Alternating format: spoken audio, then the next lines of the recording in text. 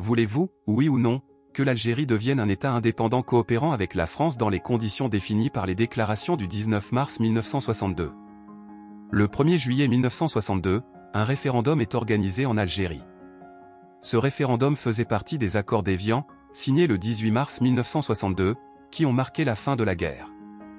Le « oui » l'emporte par 99,72% des suffrages exprimés. Le 3 juillet, Charles de Gaulle reconnaît l'indépendance du peuple algérien et procède, pour cela, au transfert des pouvoirs de souveraineté.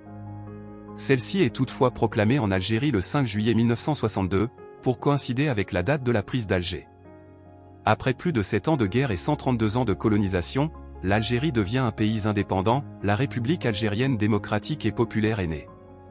C'est Jean-Marcel Jeanneny, nommé ambassadeur de France en Algérie, qui, depuis la cité administrative du Rocher Noir, assure la transition. Le 6 juillet, son premier geste consiste à présenter ses lettres de créance à Abderrahmane Farès, président de l'exécutif provisoire. Dans les villes, des foules en liesse descendent dans les rues pour fêter un moment historique, marquant la fin de 132 ans de colonisation.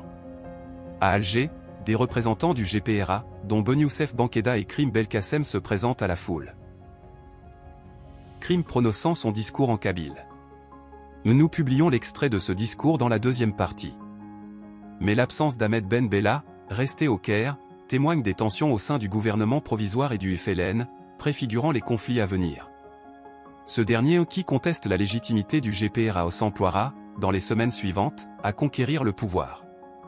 Les explosions de joie qui marquent les premiers jours de l'indépendance en Algérie, étaient de courte durée. Elles étaient rapidement gâchées par les dissensions internes au sein des différentes factions du FLN, plongeant la nation à peine née dans un climat de guerre civile. En juillet et août 1962, la lutte pour le pouvoir déchire le mouvement nationaliste algérien dans des combats meurtriers.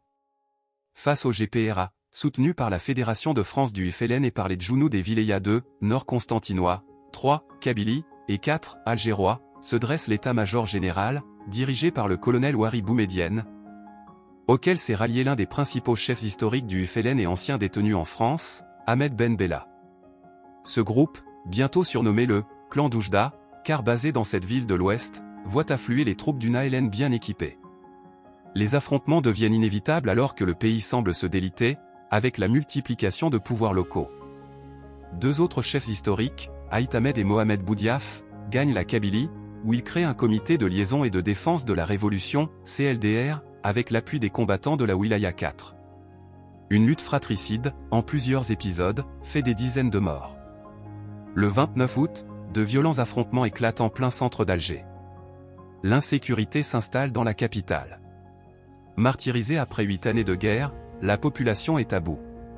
Les 29 et 30 août 1962, les Algériens descendent dans les rues au cri de Sebasnaïn Barakat, 7 ans, ça suffit.